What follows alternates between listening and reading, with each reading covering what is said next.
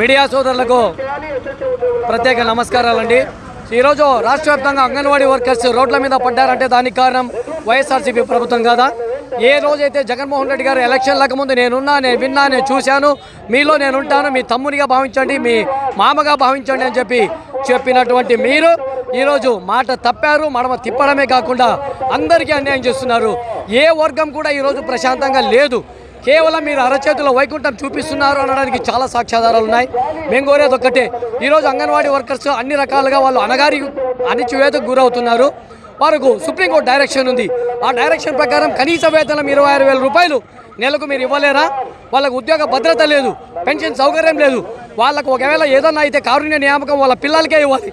మీరు ఇస్తున్నారా? ఖచ్చితంగా. ఏదైతే వాళ్ళకు గ్రాడ్యుయేటీ లేదు, ఆ గ్రాడ్యుయేటీని కూడా మీరు వెంటనే అమలు చేయాలి సుప్రీంకోర్టు డైరెక్షన్లో. ఎందుకంటే ఆపద్ సింహాసనం ఏదైతే చెప్పిందో దాని ప్రకారమే అంగన్వాడీ వర్కర్స్కు రాష్ట్ర వ్యాప్తంగా న్యాయం చేయాలి. మీరన్నారు ఆ రోజు తెలంగాణ వాళ్ళకంటే అత్యధికంగా శాలరీ నేను ఇవ్వబోతున్నాను నా రాష్ట్రంలో, నా చెల్లెమ్మలకు, నా అక్కలకు అన్నావు. ఈరోజు నువ్వు మాట తిప్పావు, మడమ తిప్పావు. దయచేసి మేము వైఎస్ఆర్సీపీ ప్రభుత్వాన్ని కోరేది ఒక్కటే, జగన్మోహన్ రెడ్డి గారిని కోరేది ఒక్కటే, అంగన్వాడీ కార్యకర్తలకు మీరు న్యాయం చేయాలి.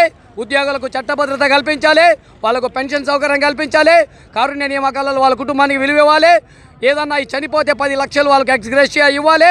అదేవిధంగా గ్రాడ్యుయేటీని వెంటనే రిలీజ్ చేయాలని చెప్పి మానవ హక్కుల నుంచి డిమాండ్ చేస్తున్నాను. జై హింద్.